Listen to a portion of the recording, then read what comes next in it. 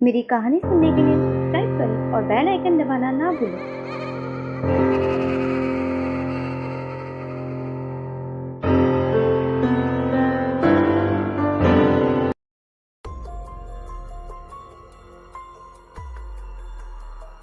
बहुत रात हो गई थी। नील अपनी बाइक से घर जाने के लिए निकला। कुछ दिनों पहले ही उसे ये नई नौकरी लगी थी। कभी डे शिफ्ट कभी नाइट शिफ्ट करके वो बहुत थक जाता था। रात के करीब 1 बजे नीरज ऑफिस से निकला था। नाइट शिफ्ट से निकले हुए बहुत सारे लोग उसे हाईवे की तरफ जाते हुए दिखे। नीरज भी उनमें शामिल हो गया, लेकिन हाईवे से उनके रास्ते अलग हो गए। सब लोग अपने अपने रास्ते चले गए। वो भी बाइक पे से निकला। कुछ ही देर में नीरज हाईवे पे आया। रात बहुत हो गई थी, इसलिए ट्रैफिक भी बहुत कम था। उसको अपनी स्पीड पे बिल्कुल भी कंट्रोल नहीं था। तभी उसे सामने से एक कार आती हुई दिखी, या फिर ओवरटेक करती थी। अभी उसने मेन हाईवे छोड़ के कच्चा रास्ता पकड़ लिया था। वो रास्ता और भी सुनसान था। अभी बाइक के हेडलाइट में सिर्फ काला रास्ता दिख रहा था, बिल्कुल एक काले सांप की तरह। रात के अंधेरे में वो सन्नाटा बिल्कुल खौफनाक लग रहा था, लेकिन कोई चारा भी तो नहीं था। नौकरी चाहिए तो शिफ्ट में काम करना ही पड़ता है। वो अपने धुन में ही गाड़ी चला रहा था। रास्ता सुनसान होने के कारण नीरज रास्ते के बीच से गाड़ी चला रहा था। कुछ ही देर में उसका अकेलापन दूर हो गया। उसे पीछे से आती हुई गाड़ी का हॉर्न सुनाई दिया। उसने उस गाड़ी को साइड दी। कुछ ही समय में एक कपल उसे ओवरटेक करते हुए चला गया। शायद वो पति पत्नी थे। लेकिन एक बात नीरज के ध्यान में आई। पीछे बैठी हुई औरत ने साड़ी पहनी थी और उसका पल्लू पीछे वाले पहिए से बिल्कुल नज़दीक था। हवा के झोंके से वो कभी भी बाइक के पहिए में अटक सकता था, और अगर वो पहिया अटक गया तो पता नहीं क्या अनर्थ हो सकता था। नीरज ने बाइक का स्पीड बढ़ाया और उस बाइक को ओवरटेक करते हुए कहा, बहन जी, आपका पल्लू बाइक के पहिए में अटक सकता है। ऐसा बोल के नीरज आगे निकल गया। नीरज के मन को एक राहत मिली कि मैंने किसी की मदद की, क्योंकि आजकल ऐसी वीडियोस इतना सोशल मीडिया पे आते रहते हैं।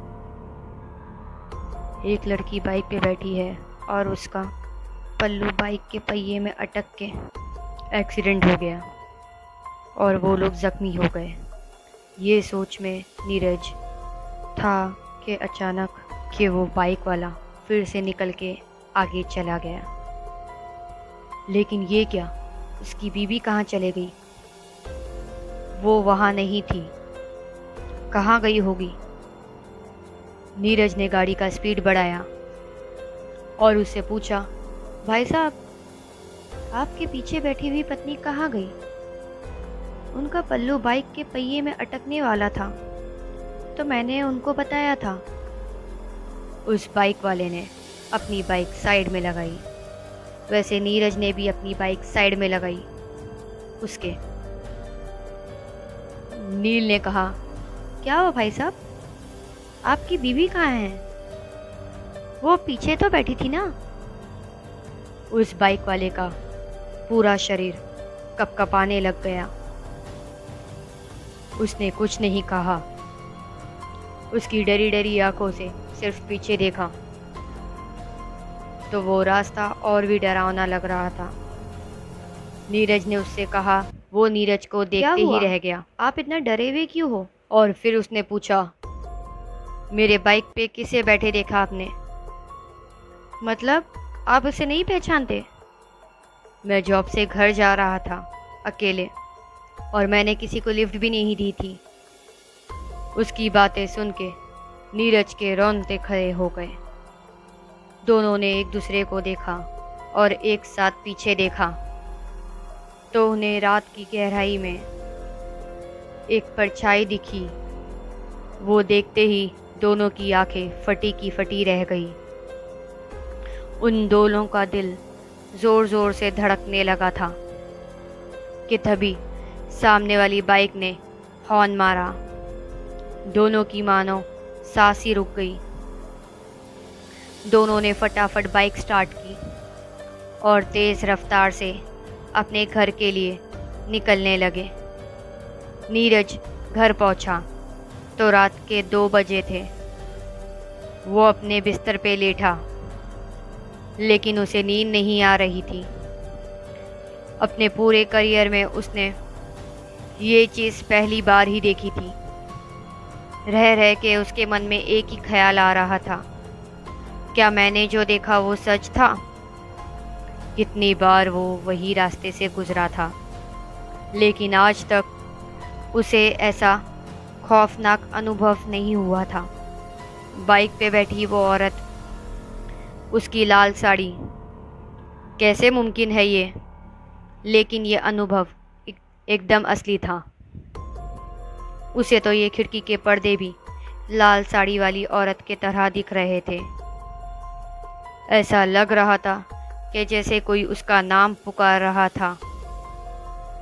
उसे तो अब खिड़की के ओर देखने भी डर लग रहा था। जब भी वो पर्दा हिलता, बस उसे वही सब याद आता। वो उठा और उसने खिड़की बंद कर दी। जैसे ही वो मुड़ा, उस औरत ने नीरज की तरफ छलांग लगाई। नीरज डर के मारे चिल्लाने लगा। देखा तो वो सपना था। नीरज ने सोचा, मैं कुछ ज़्यादा ही सोच रहा हूँ, और सो गया। नीरज 2 दिन काम पर भी नहीं गया, और ऐसा वो कितने दिन करने वाला था। तीसरे दिन वो काम पर चला गया, लेकिन उसका ध्यान काम पर नहीं था। बार बार वो घड़ी देख रहा था। 12:30 बज गए। शिफ्ट ख़त्म हो गई। वो अपने बाइक पे बैठा, लेकिन उसके पैर कांपने लगे थे। सोच सोच के हाईवे से निकल के कच्चे रास्ते पे आया। ये उसे पता ही नहीं चला। अब उसे ज़्यादा डर लगने लगा था। उसे सब याद आने लगा। पीछे से एक गाड़ी का हॉर्न सुनाई दिया। नीरज के रोंगटे खड़े हो गए। क्या वो औरत फिर से वो गाड़ी के पीछे बैठी होगी? क्या वो मुझे फिर से दिखेगी? सिर्फ उसे उसके हार्ट बीट सुनाई दे रहे थे। शरीर पूरा पसीना पसीना हो गया था। दूसरी बाइक आगे जाने की कोशिश करने लगी।